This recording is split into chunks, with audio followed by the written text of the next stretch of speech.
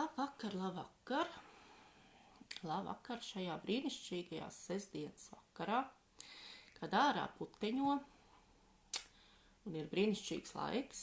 Un es domāju, ir laiks arī kaut ko pastāstīt, kaut ko paklausīties.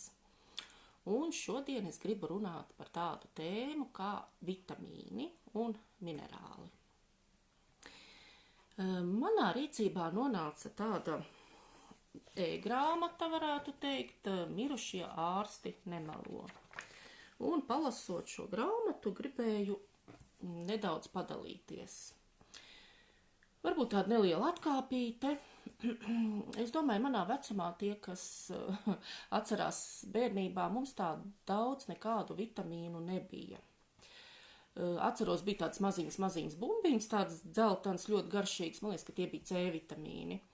Un bija arī tāds lielākas bumbiņas, un tie, man liekas, vai nebija tādu rūgtu vidiņu, bet arī bija garšīgi. Un tas arī principā bija viss. Jā, bija vēl tas hematogēns, kas arī šobrīd ir aptiekās, ja.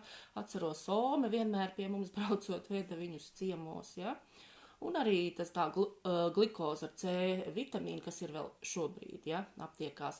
Tas arī tā bija viss. Arī augļi, dārzeņi, mūsu laikos nebija iespējas nekādus eksotiskos augļus, tātad mēs iztikām to, kas ir dārzā, un tas bija tikai vasara, ja, agrs pavasaris. Agrs tīri, es atceros, ka pirmie gurķi mums ienāca kaut kādā martā, aprīlī, un tad tas jau bija liels notikums, ka veikalā varēja kādu ļoti dārgu gurķi nopirkt, ja. Un jā, tādi ir mums tie vitamīni bija, un es atceros, ka bērnībā diezgan bieži bija gan augstumpumpas, gan augoņi visādi. Bet tā ārsti tā sevišķi neiespringa, lai tur kaut kādus vitamīnus izrakstītu. Un jā, tad jau, kad es paaugos lielāka, 92. gads, kad paliku stāvoklī ar otro bērniņu, tajos laikos vispār nekā nebija, ne veikalos, neaptiekās nekur, ja. Un atceros, braucot uz pārbaudēm, man ārsts iedeva tādā salvetītē, bija ieliktas 10 vitamīni, tādi diezgan lieli, tādi un cieti. Es atceros, ka viņus nevarēja ne sakost, ne sagraust, un bija diezgan grūti viņus norīt, jā. Tie bija tie visi vitamīni, kas bija pieejami. Jā, tajā brīdī diezgan daudz nāca iekšā, viss tā humānā palīdzība, lielāko daļu viss viņi gāja uz slimnīcām, un tad es atceros, kad viena māsiņa man stāstīja, kad ar slimnīcā māsiņa iebēra uz tos vitamīnus kabatā, jo garšīgi, un visu dienu tā arī tos vitamīnus pa vienam metus mutē. Rezultāts bija bēdīgs, ļoti bēdīgs, pat var teikt traģisks, ja viņi mir no pārdozēšanas. Kāpēc es to tagad stāstu? Es domāju, ka noklausīsieties līdz galam, sapratīsiet. Tagad ķersimies pie grāmatas tās, ja, ko es minēju, ja, ko Volloks ir uzrakstījis, jo man tā īsti gribās padalīties, tāds diezgan interesantas lietas. Tātad šo grāmatu sarakstīs ārsts Volloks, kurš bija populārs Amerikā, un pat 91. gadā viņš tika izvirzīts Nobel prēmijai.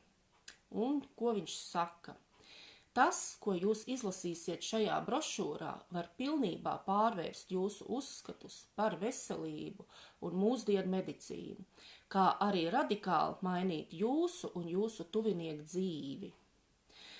Viņš uzauga St. Grāfists rietumos gaļas audzētāju fermā. Kā bērns viņu ļoti izbrīnīja fakts, ka lopiem tiek dots ļoti daudz dažādu vitamīnu un minerālu, bet paši cilvēki neko nelieto, ja? Kaut gan visi grib nodzīvot jauni un skaisti un veseli līdz pat 100 gadiem. Tad viņš izmācījās par lopkopības, lauksaimniecības un augkopības speciālistu, un viņu uzaicināja strādāt St. Zoodārzā, jo bija vajadzīgs veterinārs ārsts, kurš veiktu dabiskā nāvē mirušu dzīvnieku sekcijas.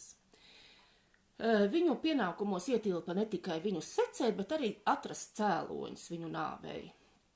Tas savā visā periodā, izmeklējot gan dzīvnieku, gan cilvēku nāves, viņš veica 17,500 sekcijas. Un lūk, pie kādiem secinājumiem viņš nonāca. Katrs dzīvnieks un cilvēks, kas miris dabiskā nāvē, miris no nepilnvērtīga uztura, tas ir no barību vielu deficīta.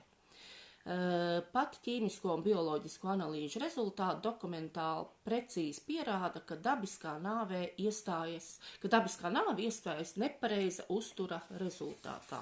Jā, cik interesanti. Nu, tad viņš nolēma kļūt par ārstu un nostrādājot 15 gadus par ārstu, viņš veica daudz dažādas pētījumus. Kā viņš saka, ja jūs sadzirdēsiet tikai 10% no tā visa, ko viņš grib pastāstīt, jūs pasargāsiet sevi no daudzām nepatikšanām, ciešanām, ietaupīsiet kaudzi naudas un par daudziem gadiem paildzināsiet savu dzīvi.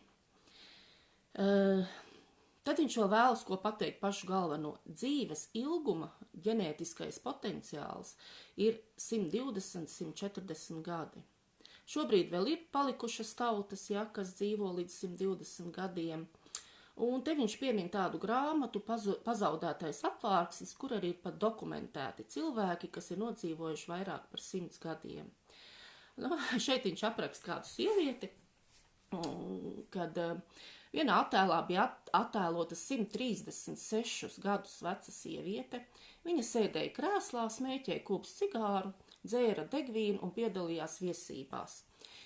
Viņa brīnišķīgi izklaidējās, nebūdama piesaistīta pie gultas veco ļaužu pansionātā, par kuru vēl katru mēnesi jāmaksā nauda, un 136 gadu vecumā viņa baudīja dzīvi. Citā fotogrāfijā bija redzami 2 laulāti pāri, kuri svinēja 100 un 115 kāzu gadu jubileju. Trešajā fotogrāfijā bija redzams vīrietis, kurš Armēnijas kalnos lasīja tēju un klausījās tranzistoru. Saskaņā ar viņa dzimšanas datiem viņam bija 167 gadi. Un tajā laikā viņš skaitījās pats vecākais cilvēks uz planētas. Tad vēl tāda amerikāniete, Margarita Pija no Virģīnijas štata. Viņa pat ierakstīja Guinness rekordu grāmatā kā vecākā amerikāniete. Viņa mira 115 gadu vecumā no nepietiekama uztura. Pareizāk sakot, viņa nomira no sarežģījumiem pēc kritiena. Precīzāk no osteoporozes. Sieviete mira no kalcija trūkuma organismā. Viņai nebija ne sirds nepietiekamības, ne vēža vai diabēta. Taču 3 nedēļas pēc kritiena viņa nomira, jo viņai organismā trūka kalcijs. Jā, tā kā tā. Tad vēl viņš raksta, kad kāds vīrietis no Sīrijas 93. gadā mira 133 gadu vecumā, un viņa vārds tika ierakstīts Guinness rekordu grāmatā. Ne tāpēc, ka viņam bija 133 gadi, nē. Atvainojos.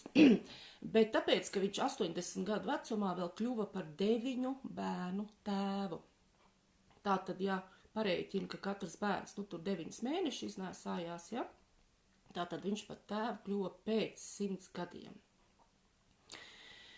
Tātad lai nodzīvotu līdz tiem 100 un pāris gadiem, viņš raksta, ka pirmām kārtām vajag izvairīties no briesmām, nepakļaut sevi riskam. Un otrais ir, jums jādara tikai to, kas jums nes labumu. Tātad jums nepieciešams. Tagad klausieties. 90 barības piedevas, 60 minerāli, 16 vitamīni, 12 pamata aminoskābes un proteīnu saturošu olbaltumvielas, 3 pamata taukskābes. Tas ir pavisam 90 barības piedevas. Un tas ir tikai vienai dienai. Savādāk šo vielu trūkums var izsaukt ļoti daudz slimības. Viņš par to ļoti daudz raksta, bet ne visi viņu uztver nopietni. Un vitamīnu sāk lietot tikai tad, kad mums parādās kāda vaina, bet to jau vajadzētu lietot jau no agras bērnības. Un kā viņš raksta arī par to, ka vitamīni uzveic ļoti daudz slimību, pat vēzi, dažādas asinsvadu slimības un pat novecošanos ārdošo iedarbību. Viņš uzskata, ja mēs nelietojam vitamīnus un minerālu vielas, mēs padaram bagātus ārstus. Tagad tā nedaudz pie slimībām. 5 gadu pētījumos apsekoti 29,000 cilvēku, kuriem bija problēmas ar vēzi. Viņiem tika doti C vitamīni un minerāli tādos daudzumos, kas 2 reizes pārsniedza normu. Šeit viņš apraksta ļoti daudz slimības, ar kurām tiktu galā, ja mēs lietotu daudz vitamīnu un minerālu vielu. Tā, atvainojos. Tad viņš pieskarās tēmai, par ko mēs arī visi esam dzirdējuši. Profesionāļu grupa, kas māca, kā pareizi dzīvot un apgalvot, ka nevajag lietot sāli, kofeīnu, neēst sviestu, bet gan margarīnu un nedarīt vēl visādas muļķības. Tie ārsti mirst 50 gadu vecumā. Bet tajā pašā laikā cilvēki, kuri dzīvo 120 un 140 gadus, katru dienu tējas tasītē liek gabalu akmens sāls un katru dienu izdzer 40 šādas tasītes. Tātad viņi lieto 40 gabalus akmens sāls dienā. Ēdienus gatavo ar sviestu, nevis olīveļu, un dzīvo 120 gadus. Tad viņš jautā, kam jūs ticat? Tiem, kas nodzīvo 120 gadus, vai ārstiem, kuri nodzīvo 58 gadus. Ja? Tad viņš pieskaras tēmai par anērismu. Pēc ilgiem pētījumiem viņš ir nonācis pie secinājuma, kad anērismu var izārstēt ar kad anērisms ir vara deficīts. Ja? Tātad jālieto ļoti daudz vara. Šeit viņš piemin ļoti daudz ārstus, kurus neatbalsta nekādas viņa tos pētījumus. Ja? Kā viņš te raksta, tāds Martins Karters mira 57 gadu vecumā no anērisma, kaut gan bija medicīnas doktors, ja, ar Jēles diplomu. Un tad viņš piemin tādu Stuartu Burkeru. Viņš ir sarakstījis 5 gandrīz skandalozas grāmatas par diētu un uzturu. Viņš ir ieguvis medicīnas maģistra diplomu Toras medicīnas skolā, vienā no labākajām Bostonas medicīnas skolām. Viņa grāmatas ir iekļautas diētas svaras zaudēšanai. Viņš šo grāmatu ir sarakstījis auditorijai vecumā līdz 20 gadiem, bet pats nomira 40 gadu vecumā. Tātad, vai jūs vēlaties sekot šādu cilvēku diētai, kurš nomira 40 gadu vecumā, un pie tam no kardiomopātijas, kam ir iemesls selēna trūkums? Jums bieži vien ir nācies redzēt pārāk aktīvus bērnus, kuri burtiski uzbrūk cukuram. Hroma un vanādīja trūkums organismā rada zema cukura līmeni asinīs. Ja tam nepievērš iepriekš uzmanību, rodas viss zināmais diabēts. Tad vēl, kas attiecās uz alvas trūkumu, tas var radīt plikpaurīgu vīriešiem. Ja šo deficītu nelikvidē, tad var pat iestāties kurlums.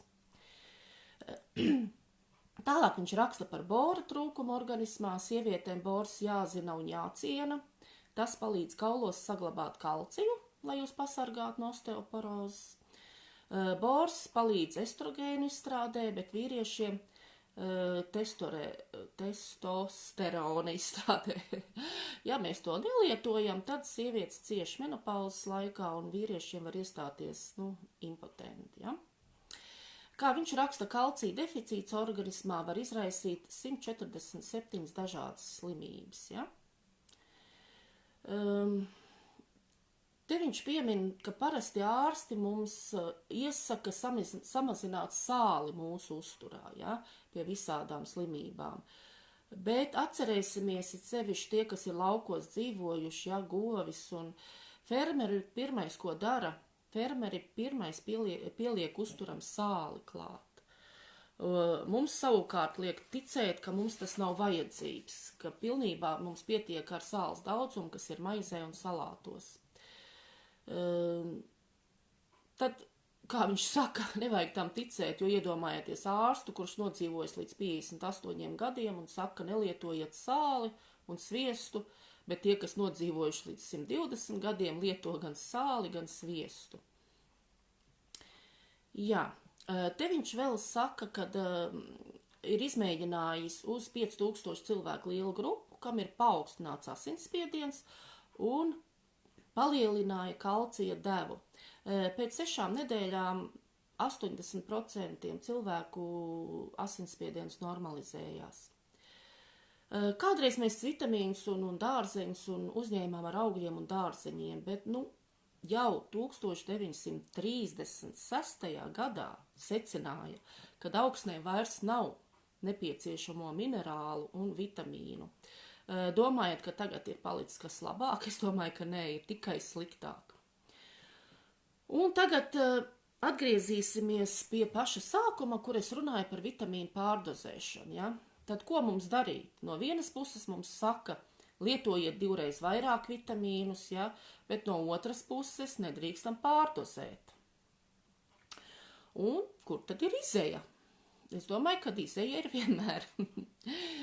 Meklējam vitamīnus, ja, dabiskos, kur devas ir mikronizētas. Tā, kas tad ir mikronizācija? Es te nolasīšu, ja, tāds smalks teiciens, ja. Mikronizācija ir viens no veidiem, kā palielināt zāļu, vitamīnu un dabīgo vielu, minerālu vielu dabisko pieejamību. Neapstrādātu materiālu mikronizē daļiņās, kuru diametrs ir tikai daži mikrometri. Tas palielina iegūtā materiāla virsmu laukumu un ļauj ātrāk uzsūkties organismā, palielinot uztura bagātinātāja efektivitāti. Tātad tas nozīmē, ka vienā tajā, vienalga kapsuliņā vai kur, vienā devā ir ļoti, ļoti daudz, ja, tās mikrodaļiņas, kas principā pietiek mūsu organismam.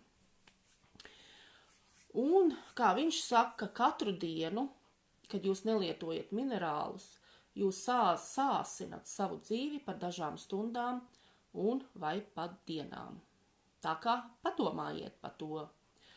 Un tā kā šobrīd es darbojos Essence kompānijā, kur ir ļoti, ļoti labi, veselīgi produkti, principā viņus pārdozēt nav iespējams, tos var lietot arī bērni. Tā kā iespējas ir. Tikai jāatrod. Paldies, kad bijāt kopā ar mani. Paldies, kad uzklausījāt. Ja ir jautājumi, jautājiet, rakstiet, dodiet ziņu. Pagaidām tā, jauku šo sestdienas vakaru.